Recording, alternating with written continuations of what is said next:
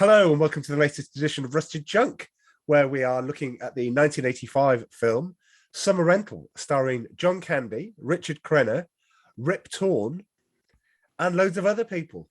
But anyway, as ever, here is the trailer. Acknowledge, please. Acknowledge, please. Where are you? It's okay, Jack. It's not okay. I got a small plane here. I don't know where it is. Jack, a fly landed on your screen. Look, Jack, you've been landing planes for 13 years. Face it, you're burned out. You need this rest. So Jack Chester's taking that lead. Oh, this is great. Renting a beach house. 4:15, this is it. And getting the family ready for the best month of their lives. Oh. Remember the milk, please? Here. Thank you. Quiet and secluded. Come on, get out of here. With outstanding facilities. Sit down, relax. All right. Perfectly situated. Holy fuck. In a friendly neighborhood. What do you think of these? Similar? I just got them. Who had them before you? John Candy's gonna discover what a month in paradise What? Open the door. is all about. Summer Rental. Please. Oh, Mommy, make it. So, a very short but sweet trailer, I would say. Yeah, and I've never seen the film before. I was expecting it more about holiday. But Like- it wasn't holiday. No, like the capers that you get up to, but then it kind of branched out into like his sort of desire to become a sailor. It was a little bit weird. Well, we'll get into what the actual aims of the film are. But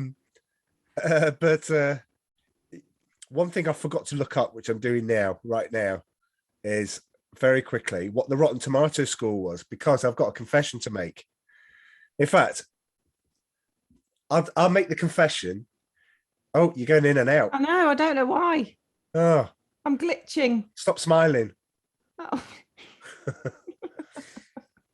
Don't know. You need a new camera, something like that. I'm sure the budget for our show will extend to that.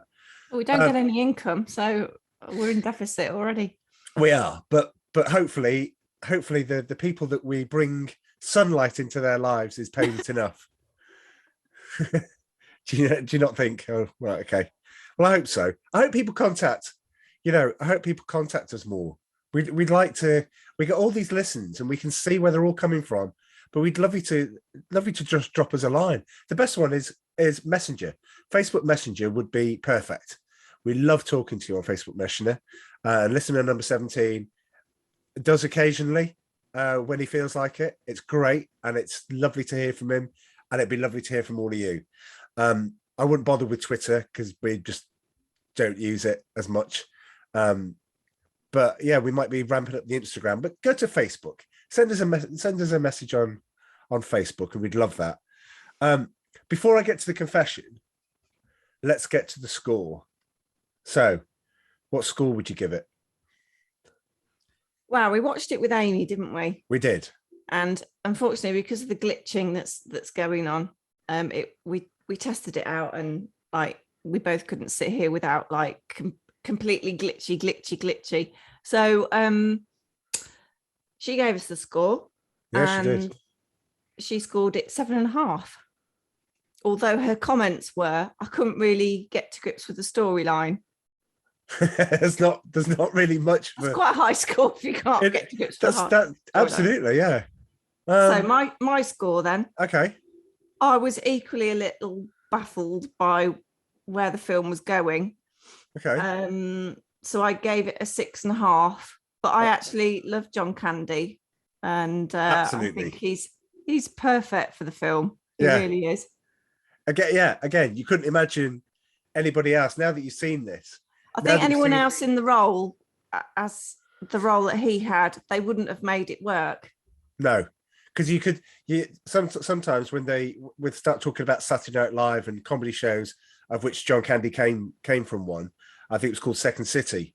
So the Saturday Night Live, Kids in the Hall with Jim Carrey, and all of those.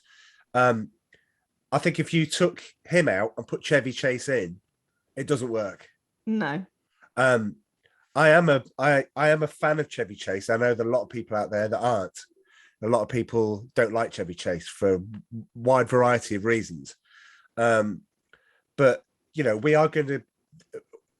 we will continue to watch John Candy films, and some of them will star Chevy Chase. I think we were talking about doing National Lampoon's Vacation at some point in a future season, just simply because of John Candy. And is that the one you were telling me about the moose? Yeah. Hey folks, park's closed. The moose out front should have told you. John Candy's in it for probably a grand total of 4.5 minutes, but it's great. He's wonderful. He just adds delight to any film, and for that reason, I'm going to give it a 7.5. I'm going to agree with Amy because for in any other time I would have given it a 7, but I give it that extra 0.5 because I just wanted something to watch which took me away from it, and just give us. I didn't have to think too much about it. I knew I'd seen it before. I'd seen it quite a few times before, and it's a nice film to come back to because it doesn't tax you too much. I can't see what the problem is with the storyline. Guy goes. That's because you've watched it before. A few times. But guy goes on holiday. Guy doesn't get his lobster. Guy challenges the guy who nicked his lobster to a sailing match. There you go. That's the pitch. Yeah, but it doesn't transpire that quick, though, does it? Well, no, okay. Again, I love it. It's just one of those films that's on the list in the same way that Summer School. I'm really glad we picked this one instead of Summer School. Same director, so Carl Reiner again. But this is the better film out of the two. I just think Summer School would have ended up annoying you, which would have made for a cracking podcast. Oh, is that the guy out of Police Academy 5 in it?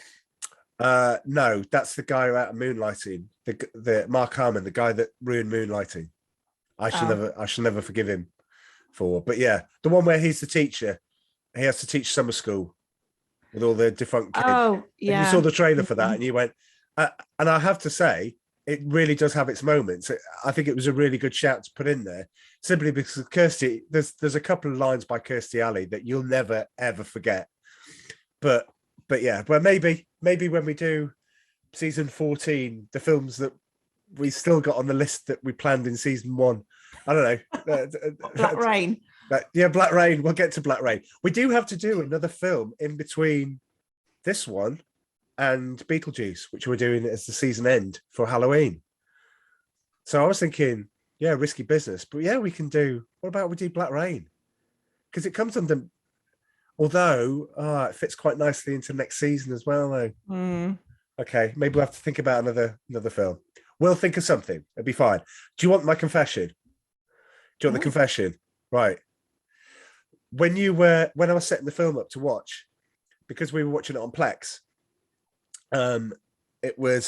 it came up with the Rotten Tomatoes score, and you normally go, well, I need to write down in my book, and I need to write down the Rotten Tomatoes. So what the Rotten, and you didn't, and I was like, oh, thank goodness, because you know what the scores are? Oh, probably quite low. Audience score is 51%, so better than average. Critic score is 17%. I was going to say, yeah. Now, I think this is a perfect case of critics are wrong. Some people just want to watch a film which has, I think, it's got quite a few laughs in it.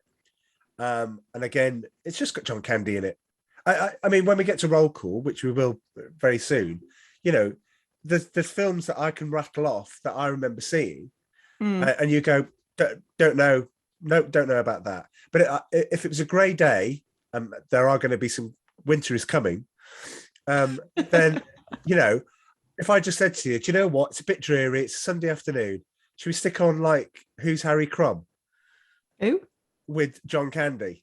He plays a private detective, the man of 1,000 disguises. Sounds great. Yeah, There you go. Right, and we go. We've got quite a few John Candy films in reserve, apart from The Moose Out Front. Should have told you. But so, well, on that note, should we get into roll call before we get into the film? Yeah. Let's go. Here is a roll call. Roll call. So yeah, roll call. John Candy, we've done quite a bit. He's been in quite a few things. Again, I've just mentioned Who's Harry Crumb. I think there's not a bad film. I think it's safe to. I think it's a reasonable thing to put out there. I don't think there's a film where you, with starring John Candy, where you won't chuckle a couple of times at least. There's somewhere you will more, where he played Del Griffith, shower curtain ring salesman in Planes, Trains and Automobiles. Which I love that. It is. Love that, though. But equally, he was such a lovely guy. Yeah, he was. The character that he played, and yeah, I've got fond memories of watching that film. And then to other people, they go, "Oh, it's to me, he's Uncle Buck."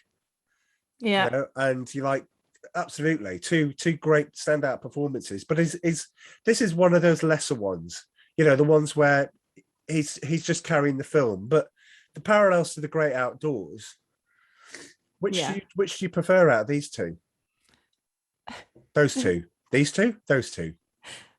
Where they're trying to catch the bat, that was quite funny. It is. I think you gave The Great Outdoors a higher score. Hang on, let me have a look. No, right. With the dirt, Better Off Dead. Wait. No, it's the same one. 6.5. Oh, right, okay. So which one would you prefer to watch out of the two? Again. Whoa, well. Usually when a radio station has dead air, it kicks in after 30 seconds and you got some adverts. I think this film is the better out the two. Whoa, okay. I'll probably get slated for that now. Oh no, I would. Only because The Great Outdoors was a little bit far-fetched in its content, and the raccoons spoilt it for you. No, not the raccoons, but the whole kind of like the twins running off. That wouldn't have happened. They wouldn't have gone down the mine shaft. No. And the surfing, brain fog. Not surfing. When you get pulled along at the back of the boat, what's it called? Water skiing. That's it. There you go. Oh, okay. Age issues there. Sorry. Yeah. I'm saying nothing. Yeah, so that went on a bit too long, but this one actually, content-wise, was actually quite good because the family all got involved, didn't they? Yes. Well, yeah. Yeah, absolutely. But we'll get to that because that's I remember writing that down and going, okay, about that. I will when we get to later on in the podcast. I do have to mention at this point that for avid listeners that listened to the last podcast where we discussed Better Off Dead, we were joined by our friend from WDWNT. Look at that. DW? Right. What? DW? Walt Disney World. WDW. Yeah, I said WDW. Anyway, so he lives pretty much where the film was set, where it's filmed. What I want to know is Citrus Cove a real place in Florida? Oh, I don't know. I'll get to that when I get to his notes. But what he did is he sent over some notes. So, and I said that I'd read them out as part of the podcast. But anyway, we'll get to that. We're still on roll call. John Candy died in 1994. Such a sadly loss. missed. But do you know what? He gave us so many good moments. And to be honest, so many good moments that you haven't seen yet. He was the coach. He was the When he coach. passed away. He can't have been that old. No, I think he was in his 30s. Yeah, it's a real shame. Yeah, I had a train of thought. It's gone. But yeah, he's definitely missed. I was going to say, don't forget, he's also the coach in Cool Runnings. So everyone forgets the Jamaican bobsled team. Oh God, yeah. Yeah. So there are lots of films that he's been in, and when he pops up, I always think he makes a film better. I think he makes Home Alone. I think he makes the end of Home Alone just great. How's she going to get back? She's frustrated, and how's she going to do it? And then he turns up, the polka king of the Midwest, polka polka polka. But yeah, this is it. He just has this magic on there. Anyway, it's not the John Candy podcast, but we will end up talking about him. Richard Crenna. He sadly passed away in 2003. I don't think we mentioned that when we did his previous film, which wasn't his shining hour, which is Leviathan, which is if you're feeling down, don't go and listen to our podcast at Leviathan, because it's just going to make you feel even worse. So I just stay away from it because it's just not good. But let's celebrate his most famous. People don't remember him from Summer Rental. Of course, he's Colonel Troutman, who was in Rambo, who was in First Blood, Rambo, First Blood Part 2, and Rambo 3. He was also played himself. He played Colonel Troutman again in the spoof Hot Shots Part 2, which, is worth watching. It's Hot Shots, definitely.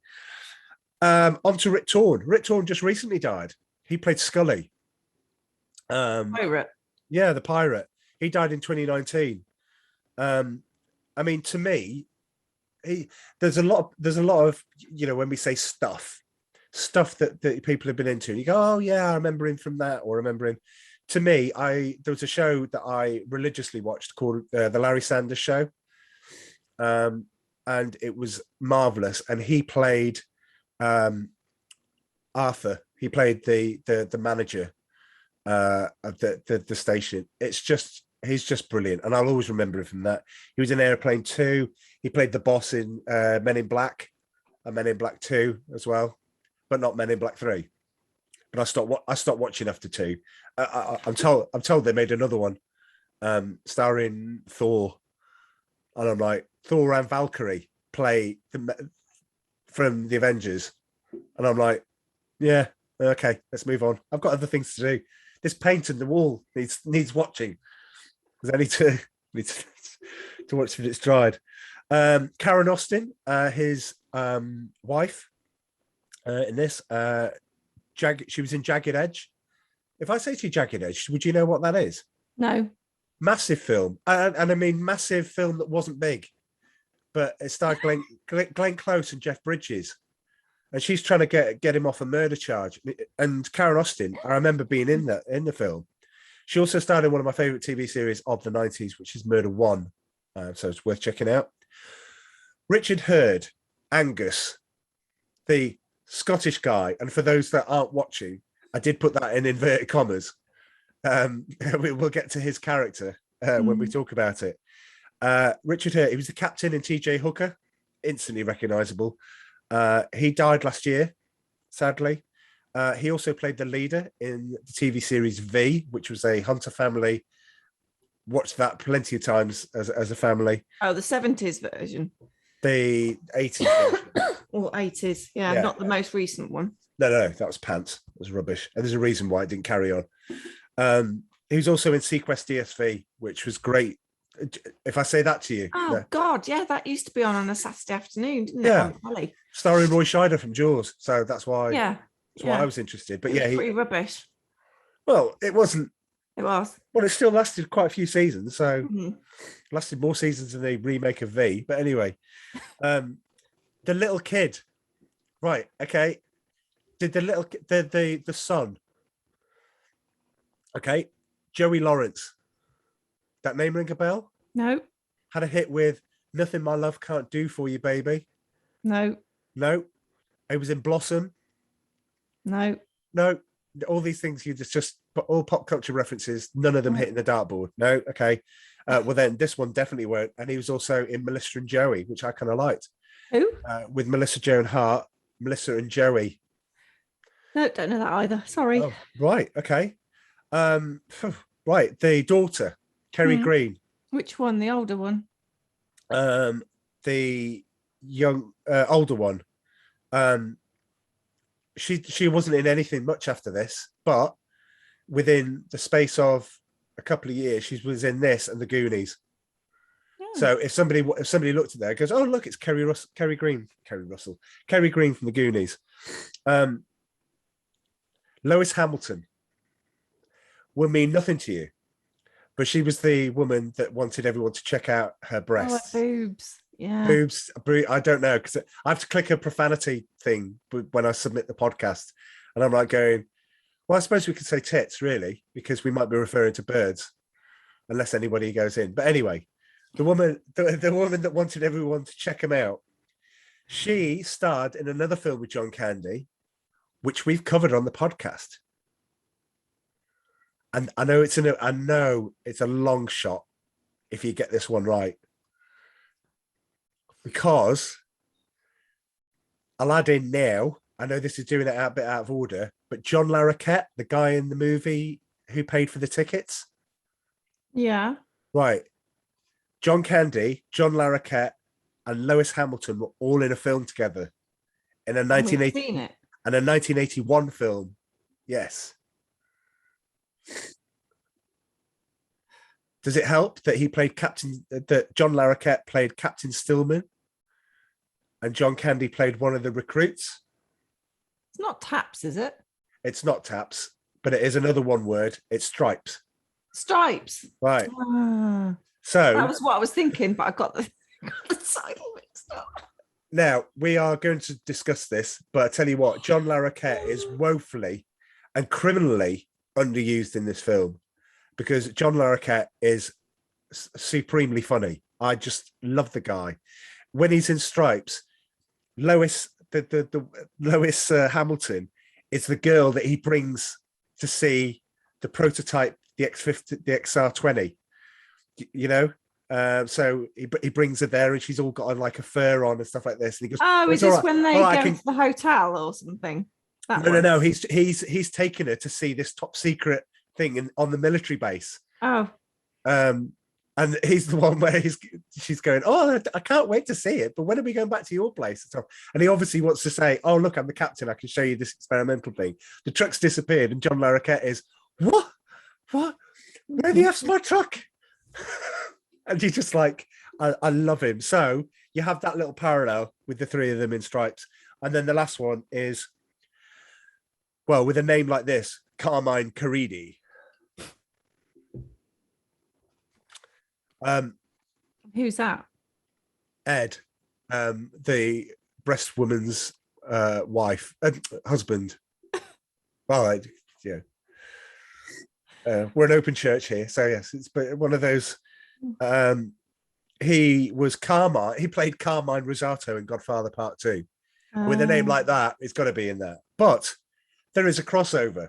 He's been in other stuff, but he played the museum guard in Some Kind of Wonderful. And I was like thinking, so he turns up for the audition and goes, yeah, I'd like to be in this. John Hughes. I love John Hughes films. I saw what Harry Dean Stanton did in Pretty in Pink and the make John Ashton, and I know that he's on board, and it's a legacy. What part have you got for me? Well, what films have you been in? Oh, I've been in possibly the greatest sequel of all time. Discuss with Godfather Part 2. Wow. Oh, that's great. Do you want the museum guard role? Go on then. All right. Yeah, I'll take that. So yeah, there we go. Oh. And on that note, let's finish roll call. So let's get to the film. So John, set the scene. John Candy's an air traffic controller. It's nice. He's got this. Yeah. He's been doing it for 13 years. Okay, that's good. I didn't pat that one up. Oh, Didn't get that. His wife is seeing him off to work. She knows he's got coffee. He's not allowed to have it because his cholesterol, you know. So it's a nice scene to set him up that he's going to work. He's getting frustrated. So it feels like a very, very bit like falling down. There's a lot of things piling up on his plate. Everything that he turns on the radio, it's all Jesus stuff. It's all like, you know, preachers out to get you money. I like his cup holder. I thought his cup holder was very, very nice. Yeah. But, you know, as an air traffic controller, he basically, you can see him in the role and he's stressed and it's really getting to him. and he's a guy in desperate need of holiday. He makes a mistake where a fly appears on the screen, and he doesn't see the plane behind it. So he makes a mistake and he gets suspended, and says we need some time off, which is great because it was suspended on full pay for 2 months. Nice, lovely, nice work if you can get it. But I was just going, you're like, you know, if you have a bad day as an air traffic controller, then people die. So Well, potentially they could. Potentially they do. I mean, I like to think there's lots of safeguards rather than, you know, I've fallen asleep or a fly's appeared on my thing. But anyway, it sets the scene up that he needs a holiday. So off he packs. He packs a U-Haul. So for those that don't follow American films in the 80s and 90s, it's basically a removal van that you attach the removal. It's a trailer. Big Yeah. trailer, a bit Yeah. like a horse box in the UK, but Yeah, that's good. That's good. It's not obviously for horses. You could. There may be a Maybe U-Haul some horse ponies. box. It wasn't very high. High ponies. It's not a hairstyle channel. Oh, well done for recognising. Thank you very much. Thank you. Living with two females in the household. I will. Probably, I can't Looked wait. off, I can't wait to pick up my Dad of the Year trophy. Amazing, brilliant. Anyway. yeah. Why do they need so much stuff? Well, because he hasn't been on holiday for a while. But they even took sleeping bags and stuff. It's like I know, sleeping bags. You go into a summer rental that's all furbished. Yeah. You know, and you don't need, unless I've said take linen, which is weird. Well, they get to it. It's lovely. It's a 3-bedroom place. It's on a beach. Beautiful, beautiful views. It's absolutely wonderful. All the kids are like straight on the beach. John Candy's going, yeah, well, I don't think I'll get in my my bathing suit, he calls it, not until I lose 3 to 4 pounds, which I thought was great. That's all that's stopping him. He just needs to lose a little bit of money. Now, the daughter's got the headphones, and Amy asked about this and said, Dad, is that headphone? What's going on with the girl's headphones? Yeah, they're really bizarre, aren't they? Well, she had the big radio headphones with the ones with the where the aerial came out the side. Of course. Yeah, but both of them are mid-80s. like radios. It's like, surely you just want one that's a radio. Yeah, but one could be the radio, but then you'd have to make the other one the same size. Otherwise, you'd look like a Cyberman that's fallen over and cracked one side of your head. Falling over onto the radio. It has to look the same on both sides, even though one is the radio. You can play a nice little game and go, ooh, is it left or right? Which one's the radio? But one of them is. But as you quite rightly pointed out, both of them can't be. But what's on her headphones, and it's the reason why we'll get to this when we get to cinema bit, is this whole film is one long trailer for Paramount's lineup. Yeah. Yeah. Footloose. I wrote them down. Footloose is everywhere. A favorite, which we should have covered by now, Top Secret. Even Amy was the one that spotted that, and I was beaming with pride. I went, oh, look, it's author, wow. Top Secret. Look, there's a cow with boots on. That's Top Secret. But what's playing on the headphones? Axel F. Axel F. What was coming out the same summer? Beverly Hills Cop. There we go. It all goes into one big happy family. But did you notice as well when they were at the cinema a bit later on in the film, and she speaks to the teenage lad, and he's like, oh, what you got there? And she's like, oh, listen to Wham, like obviously a radio station, not the band. Wham FM, yeah. And they twizzle in, and so they're listening to the same thing, and it's the Footloose theme tune. Yeah, and the poster's right behind them. And it's like, I don't know, does Kevin Bacon want to come in and go, come on, kids, come and watch me? It sounds like it's been sung by different people. Did you pick that up? I didn't know. It didn't sound like the real tune. There's only one Footloose, then there's only one Kenny Loggins. And even though the remake was disastrously bad, there will always, it confirms there's only one Ren McCormack in Kevin Bacon. Anyway, John Candy gets out to the veranda. He sees his neighbours. His neighbours aren't very plussed. Um, They're not actually his neighbours, though, are they? Because well, he's the thing's positioned next to a restaurant, and I don't think he's realised that. oh, I thought they were sitting out on the. No, Oh, okay, so it's a restaurant. Well, they're nonplussed by him, and he says, "I'll Exactly. join you later for martinis." yeah, hence the look. It was like, we're only here for lunch. Anyway, he goes onto the beach. The kids go in the sea. Nobody seems to be. I don't know where the mother is, because the kids are just playing around in the sea. So what does he decide to do? Does he decide to be a good parent, watching the kids and making sure? B, an even better parent, going in and splashing around with them and having a good time? Or C, go back off the beach and fall asleep in a sun lounger? Yes, you guessed it. It's C. So he basically goes lobster red because he gets sunburned. What does he call it now? A good base. He says, "Oh, that's a good base. Yeah. We're going to do these things in stages." And I think somebody points out you show up on a satellite photo. It's like, great. I love that. Anyway, they go to lobster. He's come here. He wants to have lobster. He goes to the lobster restaurant. He waits in the queue. Everyone's dressed up. He's dressed in shorts, summer gear. Everyone's like got shirt and tie on. It still doesn't, make it any less classy. He goes to the front of the queue. You can see this big lobster tank It's a being taken out. huge queue, isn't it? It's a massive queue. It goes all the way outside. Oh, awful.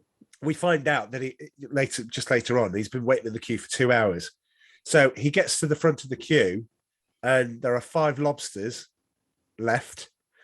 Richard Crenna, who plays what was it? I can't remember his name now. I didn't catch his name. I didn't write it down. Anyway, the bad guy, who has won the competition, the local regatta competition 6 times in a row. And his name is the son is looking at this and going, look, it's the same guy has won it 6 times. Anyway, he comes in, jumps the queue because he is who he is. He's an ass, and everyone kind of like sort of plays along with it. And what does he order for his table? 5 lobsters. And John Candy watches all 5 being brought out, to which he does whatever anybody would do in that case. And I think we all would do, is he goes up to the table and challenges them.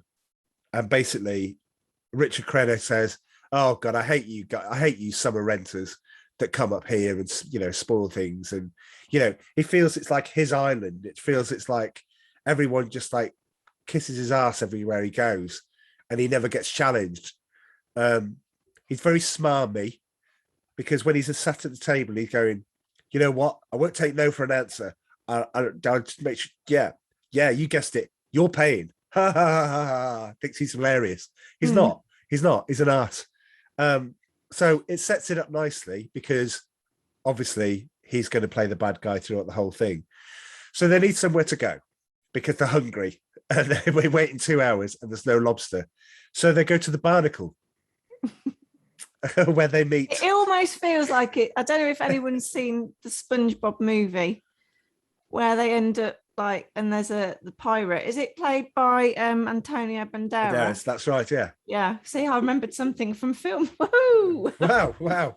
Only because I've watched it a few times. Mark this down. Who had 19th of September? What? Right. No. In the sweepstake of you getting a reference from a film. Cheeky. Yeah, so it felt a little bit like that. Okay. Do you want to elaborate, or do you want to... No, not really. But for those that haven't seen it, they're just going, okay, so shall I imagine it? Anyway, Which movie is it? It's the second one. It's Sponge Out of Water. There you go. Yeah. It's worth watching. If only for Antonio Banderas, who just sends himself up, which is great. So Scully, you were introduced to Scully, Richthorne. I loved his part, by the way. I loved the role that he played. I thought it was well done. It wasn't all just played for over the top. He had some quite poignant moments with him. He plays, both of them act drunk very, very, very well, which is later on in the film. But he comes and he goes, "Oh, I've got some grouper. fried delicately with breadcrumbs and over a sauce, and they're all licking their lips and going, oh, and John Candy just goes, I want 5 of those. And then he says 5. He goes to the waiter, to the cook, to the chef.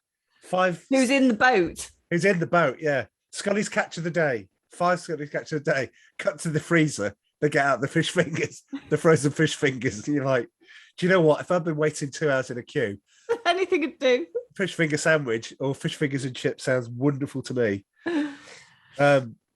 Anyway, they get home and they are interrupted by what they think are intruders. But unfortunately, it's the owners. It's the owners of the property who show remarkable restraint, because John Candy's going, wait a minute, I paid for it all and I've got the receipt. The guy takes it out of his hand and says, yeah, this is, I should have written it down. I can't remember the address. But it was like 415 Beach Lane. Right. You need 415 Beach Road. Look at that. Look at the preparedness. Brilliant. I did write it down. Well, if you got that from memory, I'd have like spluttered on my drink. But yeah. Thanks. Anyway, so he realized he's got to pack up. So everyone's packed up. He packs up the dog is one of the last to move. And the dog, literally, like through all this, like the kids, the dog doesn't stir even when there's possible intruders. The dog's just laid there, flat out. Yeah, and it doesn't move at all. Yeah, and they keep stepping over because they're having to pack everything up, and then they go out the door and they step over the dog again. And then what does the dog? When does the dog move? When John Candy is moving the kibble, the dog food. And what happens? It splits and goes everywhere. And you've got this family that are ashen-faced. I mean, the wife's trying to be really, like trying to be diplomatic. She understands that they've got it wrong. The husband is ready to blow. He spills the dog food absolutely everywhere. And John It's Candy's not even just a small spill, is it? It's literally, the whole whole floor. bag just released in one sort of waterfall moment all over the floor, and it goes down the steps as well, doesn't it? Yeah. And the dog is like, oh, this is great. Shoots out, doesn't it? And John Candy goes, leave it, I'll clear it up. And he goes, well, if you've got any friends with dogs that you want to invite round. That's brilliant. He goes out the door, comes back in and goes, oh, I've forgotten something. And I forgot I've forgotten what it's called now. The cream for his sunburn, basically. Right. But then he went upstairs. Yeah. Comes down. And he says, oh, and I forgot my daughter as well. Oh, it's wonderful. Got the little one. And the daughter goes, Dad, I think I wet my bed. And he goes, no, darling, you wet their bed. Oh, they're gone. They're out. It's brilliant. Anyway, they get to their summer rental, the actual one. There's construction going on next door. They can barely hear. You catch them at the breakfast table. Oh, it looks like a shack, though, doesn't it? Oh, it does, yeah. It's like really run down house. I mean, it needs a lot of love. But to be honest, that location, considering we haven't had a holiday for a while, if that was on offer, I'd take that. I'd go there now. I'd just make the best of it. I just think it's such a nice place. Joe makes a comment on that, which I'll bring that in a moment. But they've got the beach path. They're wondering why these strangers are passing there. Right next to the window where the kitchen table is, isn't it? Yeah, guys and with the tops off. And they stare at them. Yeah, like museum pieces and stuff. And John Kenny's like, "What? What's going on?" And guy belches and just points at the sign and says it's public beach access, which means it's right by his house. And yeah, so you have all of that. His daughter strips down to a bikini, and he's like, "What?" And next thing you know, every dad's worst nightmare is lifeguard turns up and goes, "Oh yeah, I'm a lifeguard." Oh, and she's like, "Oh yeah, you look good," and all this sort of thing. And he's like, "I'm not liking this. I'm going to go and practice CPR." He's got the Annie doll. Yeah. Yeah, so I'm very good at that. He says, do you want to come? And John Candy's there going, no. Maybe you should go with your mother and take your daughter to nursery. Yeah, to nursery. Well, we'll come to that in a moment. But the nursery, but all these lifeguards pile out of the place next door, Hmm. and I'm like, and all their washing is on the line because you get all their and you're like, do they all live together? I don't know. Maybe. There's like 15 of them, and I'm like, what goes on in lifeguard stays in lifeguards, or whatever. But anyway, they're taking the daughter to nursery. It's summer. What nursery? I don't know. Maybe it's different over in the US. Well, maybe, but that's weird. Yeah, They have a family our holiday, system, but we'll you've got to be checked, and you can't just take your son or daughter to nursery when you're on holiday. That's just a bit weird. Yeah, absolutely. Unless it's like holiday club. Don't know. But they're there for a month, aren't they? Month. That's right. Yeah, because we'll get to why we know that it was 2 weeks. It was $2,000 for a month, which I thought was remarkably cheap. Oh yeah, absolutely. I paid $4,000 for that place. But anyway, it's time to bring in. Do you know what? I'd like to bring in the comments made by Joe because I think they're just in the right place. See, I haven't heard this anyway, so it's new to me. So we talk a lot, Joe. We talk in the week, so we always keep up to date. But he put, watch Summer Rental. I happened to be watching it a few years ago. I thought I noticed a bridge in my area. I went on the internet. Sure enough, it was a bridge I've been on many times, and I found out they filmed the movie in St. Pete's Beach, Madeira Beach, and Treasure Island, which are all minutes away from me. I've also been to the restaurant where they go to for lobster. Oh, it's called the Lobster Pot. My God! Yeah, that's funny. I've also been to Scully's restaurant. No, which is a lot nicer in real life. How funny is that? Absolutely. What's interesting is that Scully says the special of the day is grouper, which he serves from a frozen dinner. That area is famous for grouper, and tourists will always request grouper for lunch or dinner. Many scenes that were filmed at St. John's Pass, where I go for happy hour and bring friends that were visiting. I've been on the beach that they were on. Also, although it's never that crowded. And we'll get to the crowded bit because that's a nice little insert. I can tell the ocean scenes were either filmed on the Intercoastal, which is popular for dolphin tours, or just out on the Gulf of Mexico. And I've been to the movie theatre, so the cinema that the family went to in real life, which is called the Beach Theatre. Wow. And then he also followed up with all the places they went sailing. I've been on several dolphin cruises in the Intercoastal. A lot of it's familiar.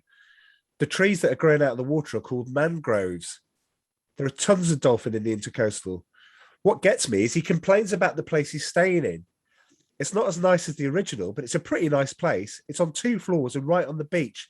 Most people would love that place. Yeah. And you're like, absolutely. It's fine.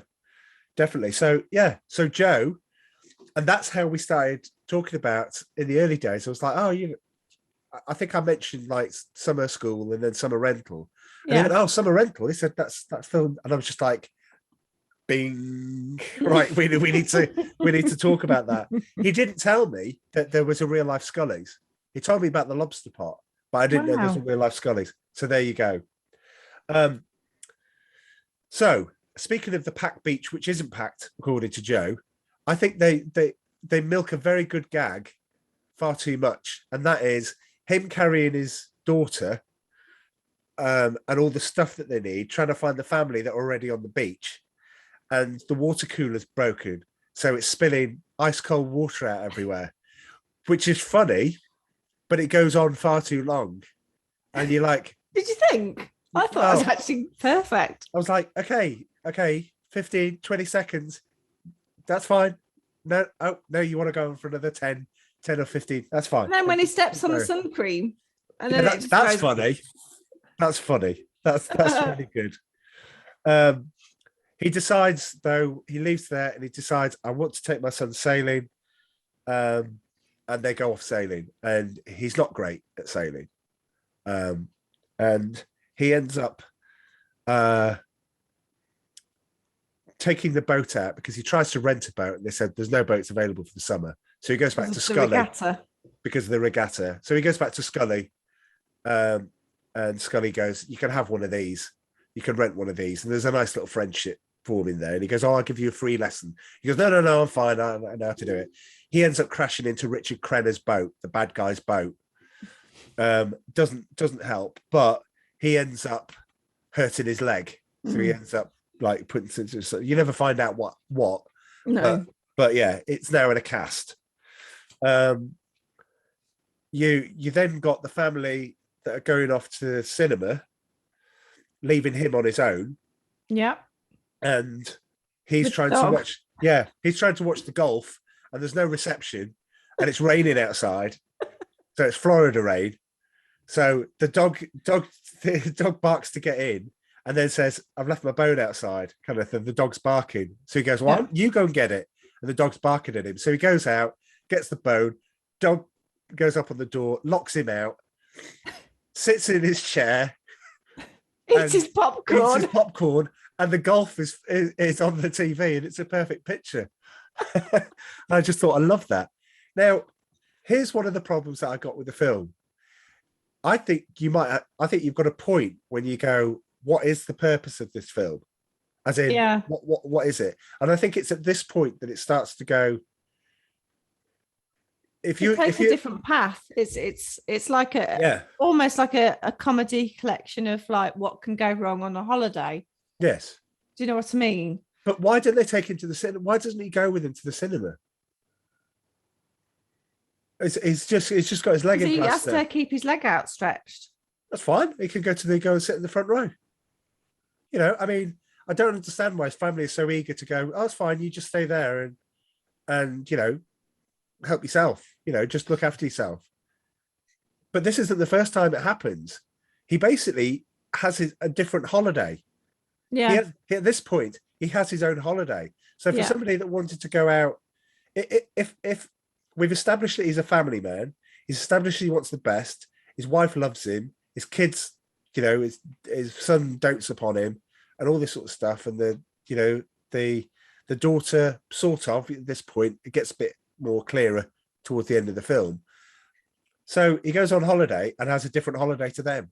And it's almost like he's doing it secretly, isn't he? Yeah. It's like she worries about him like on the second or third day, saying, "Oh, you know, are you okay? Are you having a good time?" He's like, "Are you having a good time?" She's like, "Yeah, I'm having a great time." He says, "You're having a good time. I'm having a good time." Yeah.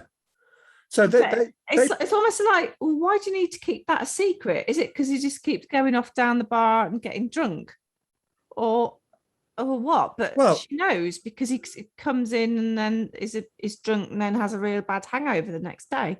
So it's not like it should be a secret. So it's a bit weird, really. I don't understand that. Yes, I agree, because you'd be coming back and he wouldn't be there, and she'd say, well, because the film's not that long and he's in the bar for all afternoon and ages. part of the night.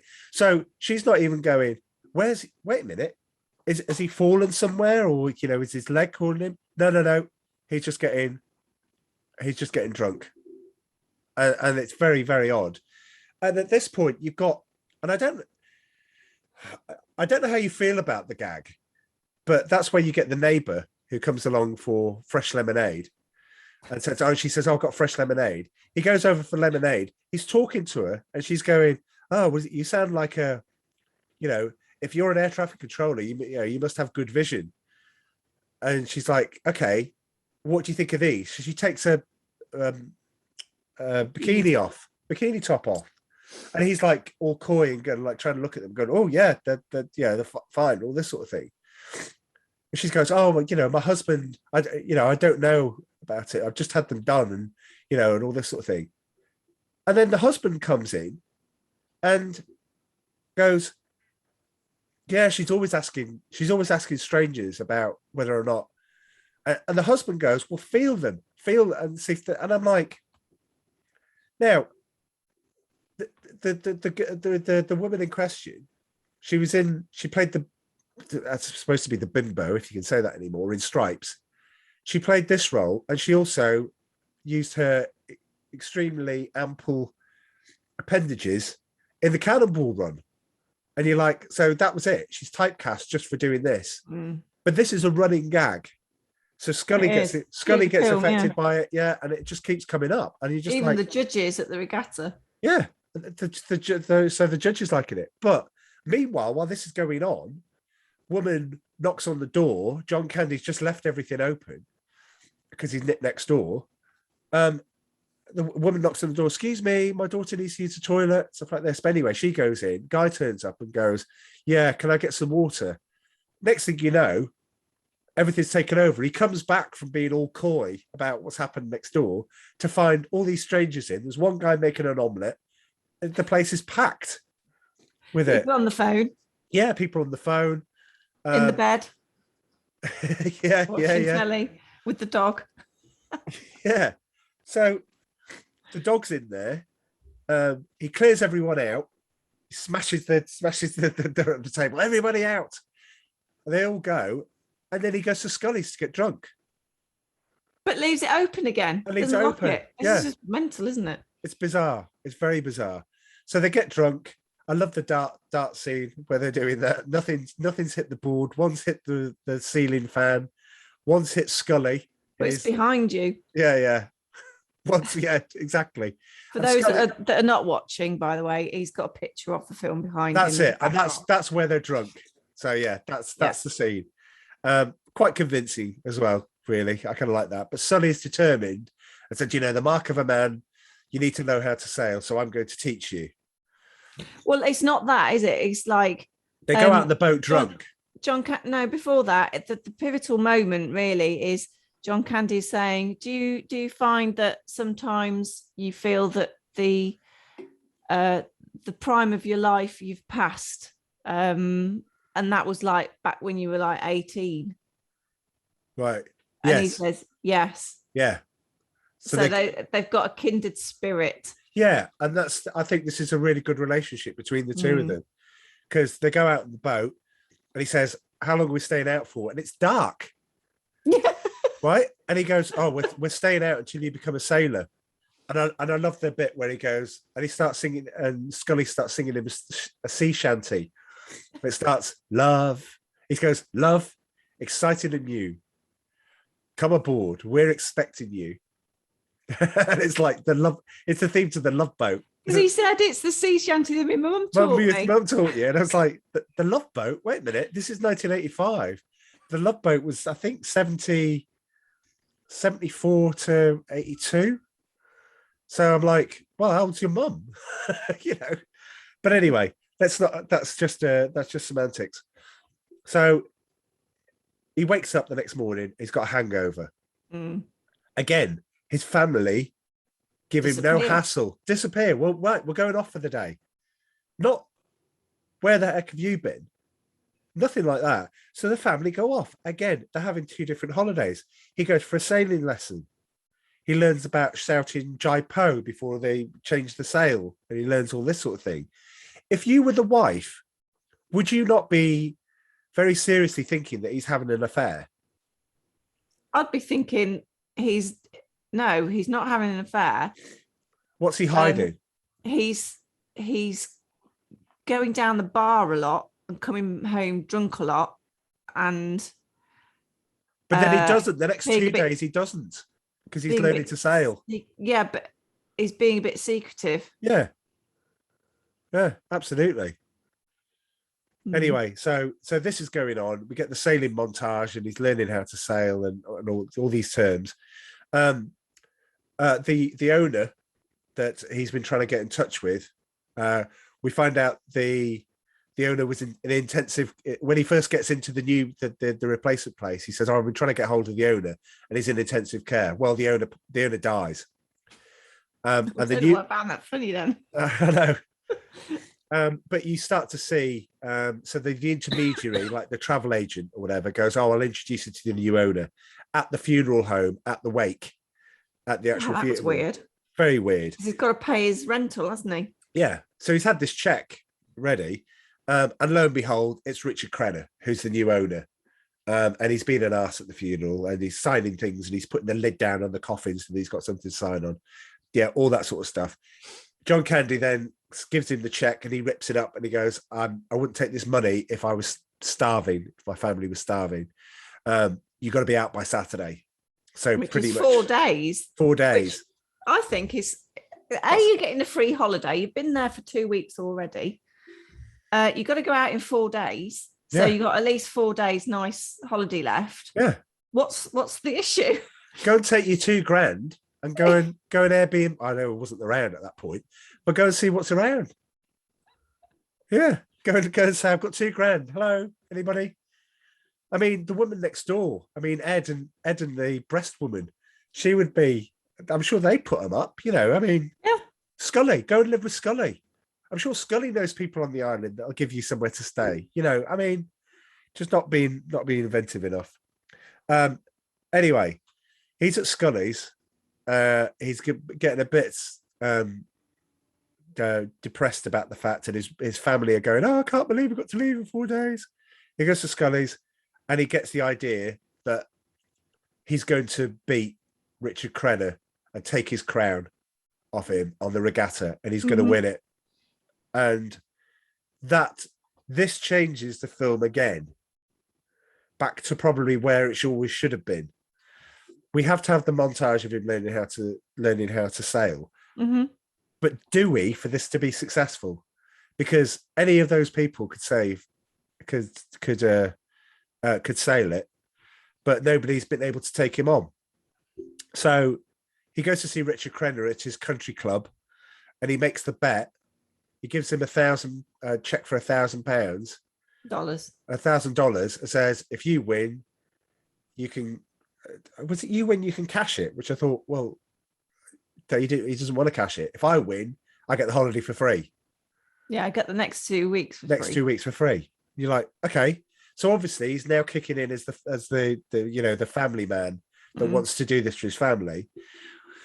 Then we're introduced to getting the boat, and the boat is the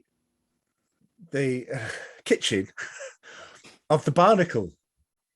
People sit Barnacle. Yeah, absolutely. So, I mean, it's great. I mean, the place looks great. If Joe says, surely the regatta. I couldn't quite work out the time. Is the regatta in 4 days? Well, it would be at a weekend, and he wanted them out on Saturday. So yeah, probably. Yeah. Okay, so they've got 4 days now. Considering what they do to the Barnacle boat. Oh yeah.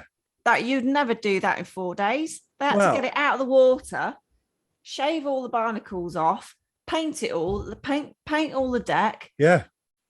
Like submerge it, and you're just like, that would never happen. Don't forget, 4 days. They bring in Richard Hurd, who plays Angus.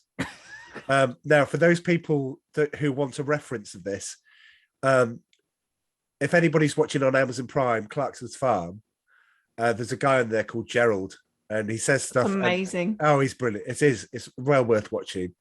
And Angus is the same here. He's speaking very quickly. He's in person. You can tell he's an American trying to do a Scottish accent. It's not working, but I don't care because it's funny, and it gave me a much needed thing. Would you get away with it now? Absolutely not. That's why I'll just stay in the 80s, if that's okay, because all the stuff that I loved at that point. Who cares what's happening in today's world, and all the stuff, the way that things are positioned now, should we say? So we get to this like idea that they're going to on the boat. You then cut to breast woman in the boat with Scully going, well, do you know what? You must have good vision. And it's like, next thing you know, Ed is standing on the jetty going, well, he goes, yeah, they were wonderful. And he's just walking off. Yeah, they felt fine. And you're like, so she's doing this everywhere. Ed, get a handle on this. It's going to be a problem. Probably not the best choice of words there, but yeah. Well, I'm sure I could have thought better. He gets home. He sees his daughter on the beach. I think she's been rejected by the lifeguard. Something's happened. So you have this moment. And to be honest, I did like it, but it just felt forced. Like, we need to have this father and daughter moment. Yeah. But, you know, it's there. It's fine. What do they all decide as a family? Let's come and help you fix the boat. And I love that. I love that because they're all working together. Yeah. Yeah. Even the little girl was painting the boat with her little paintbrush. Yeah, absolutely. And it's a good scene. So one thing they haven't got is a sail. So Angus has been trying to go everywhere to try to find one. You get the start of the regatta. So it's starting. The race is starting. They're nowhere to be seen. Richard Crenna goes, oh, he didn't even turn up, and all this sort of thing. But they do. And they're miles behind when it starts. Yeah. And I'm like thinking, you're never going to make that up. You all start at the same time. And then, you know, your skill takes you further, and that's how you win it. You don't start from like yards and yards and yards behind. And this is the thing that, but fine, spoiler alert, they win the regatta, right? But the thing that bothers me about the regatta thing is every time you get a shot of the boat, they're not moving. They're stationary. They're literally just there. And I'm like, if this is a boat race, where's the race? Because then you get the shot where they are. So you get an exterior shot where they are moving. But any time that you see them on the boat, it's not moving. And I'm like, this is very odd. But anyway, you can go back and watch it again. Maybe the cost of filming on a boat that was moving was far too costly. Oh, didn't stop Spielberg. But anyway. They probably didn't have his budget. I and in no means was I comparing Summer Rental to Jaws, by the way. But yes, You had to get it in, didn't you? I haven't even mentioned How the Duck. Does that mean well, as you note it, above average film? So great. I love that. Yeah, well, Scored that wrong. done that now. Well, it's done. So the second marker, they get to the second marker, the sail goes up. It looks like they're losing, so they're very behind. The daughter is playing with the Chinese chef and making him all pretty and doing his hair and stuff. The little girl, Yeah. and you would have thought that would have been a bit sus, but it's not. It's not like that. You don't think that because it's a very sort of charming scene. But he comes up and he's eating food. You go, where'd you get that from? It's all from the fridge. What do you mean the fridge? We told you to get rid of everything from below. He goes, oh, I thought you meant keep everything. So they jettison all this extra weight that they're carrying.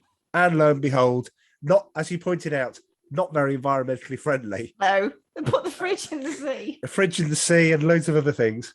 And yeah, so the sail goes up and they win the regatta. And They needed an extra little bit, didn't they? To get them to get them over faster. the thing. And what did they use? Mr. Chester's trousers. Yes, they did. John Candy's pants.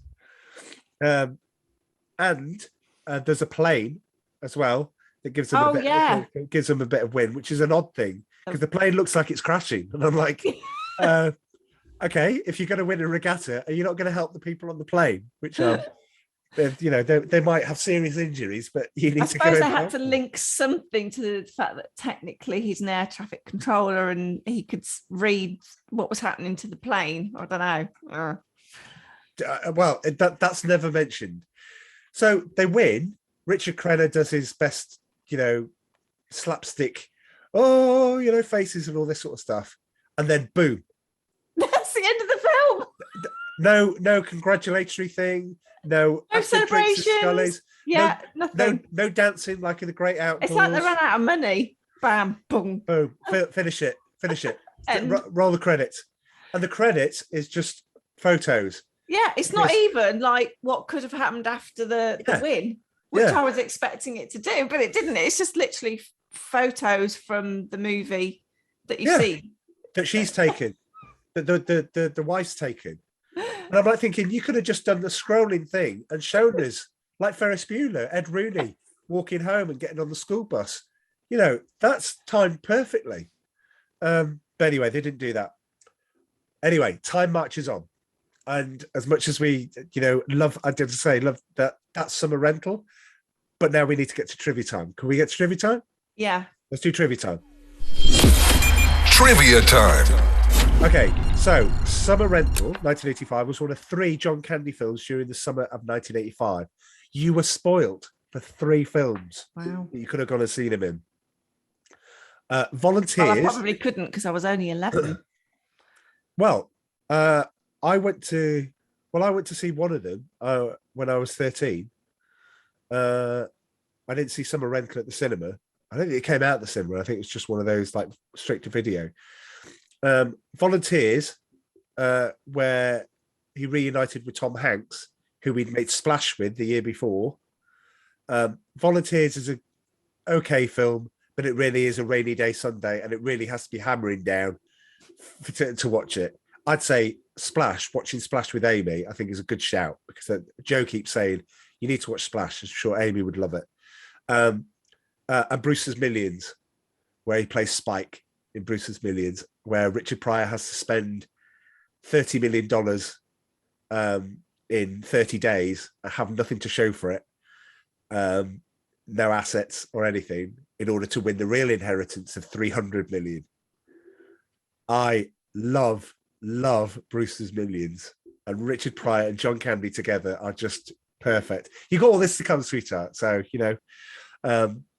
lots to do. The Florida resort town of Citrus Cove is fictitious. Okay. The sign for this fictitious town, which is actually located right before Sir John's Pass Bridge on Madeira Beach, Yes. what Joe was talking about. Mm. That's right. So from the Film Institute, according to Army Archer's 7th of May 1985 Just for Variety column in the Daily Variety, the inspiration for the film came from an incident in which the producer Bernie Brillstein had rented a beach house and returned one night to find the house crawling with uninvited guests, invited by Bernie's client, John Belushi, who, in soaking wet, sand-filled trunks, was sleeping in Brillstein's bed. Oh my God. With some variation, a similar scene incorporated into Summer Rental. Yeah. Yeah. So there are several movie posters seen where Sandy and the kids get to the theatre, which we talked about, but it's worth noting them all. Dragon Slayer, I missed that one. No, I didn't see that. Airplane, Top Secret, Footloose, and Uncommon Valor. Not surprisingly, all these films were Paramount Pictures productions, and so they were just flogging them.